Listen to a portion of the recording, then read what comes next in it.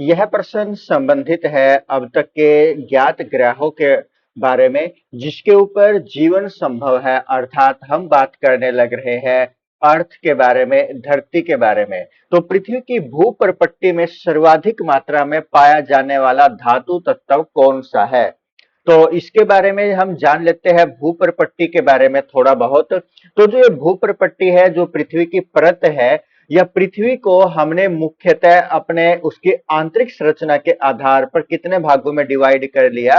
तीन भागों के अंदर उसको डिवाइड कर लिया। यानी कि जो पहली परत का नाम है उसका नाम क्या है? परपट्टी है, जिसको हम भूपर्पट्टी के नाम से जानते हैं। दूसरी है जिसको मेंटल के नाम से जाना जाता है, और जो तीसरी है जिसको हम किसके नाम से जानते हैं?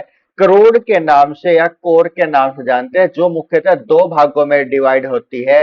एक तो होती है आंतरिक, और दूसरी कौन सी होती है? बाह्य। यानी कि एक तो आंतरिक करोड़ और दूसरी बाह्य करोड़। जो परपट्टी है जिसकी जो मुख्यतः मोटाई होती है वो 35 किलोमीटर के आसपास तक होती है, और उसके बाद मेंटल है लगभग 2900 किलोमीटर, और जो करोड़ है, करोड़ की जो यहाँ पर मोटाई हम मान सकते हैं लगभग 3500 किलोमीटर तक इसकी मोटाई हो सकती है।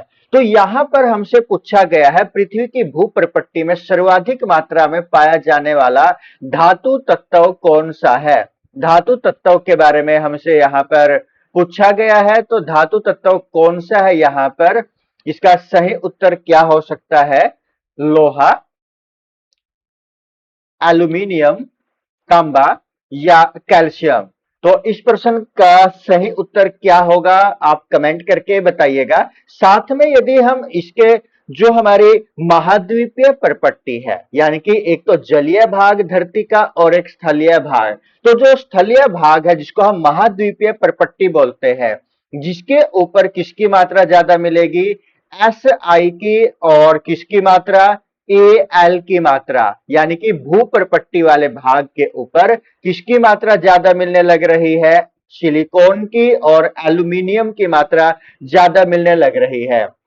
लेकिन यदि हम बात करें महासागरीय परपट्टी के बारे में भी, तो यहां पर इसके ऊपर कौन से तत्व की मात्रा ज्यादा है? एस आई और एम जी। सिलिकॉन यहां भी है, लेकिन यहां पर कौन आ जाता है? मैग्नीशियम। सिलिकॉन दोनों के ऊपर पाया जाता है, चाहे वो महाद्वीपीय परपट्टी हो या फिर वो महासागरीय परपट्टी हो। अलग अलग कौन है?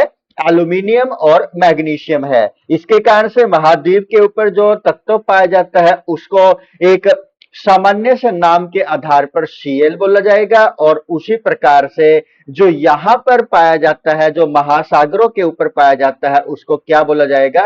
सीमे बोला जाएगा। तो इसका हमारे प्रश्न के अनुसार क्या पूछा गया? भूपर्पट्टी के ऊपर, तो हमारा सही उत्तर क्या होगा? एल्यूमिनियम होगा।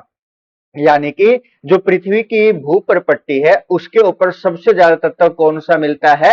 एल्यूमिनियम मिलता है। इसके बारे में हमने यहाँ पर पढ़ा है, यानी कि जो प्रचुर मात्रा में मिलता है वो कौन सा तत्व मिलता है? एल्यूमिनियम मिलता है।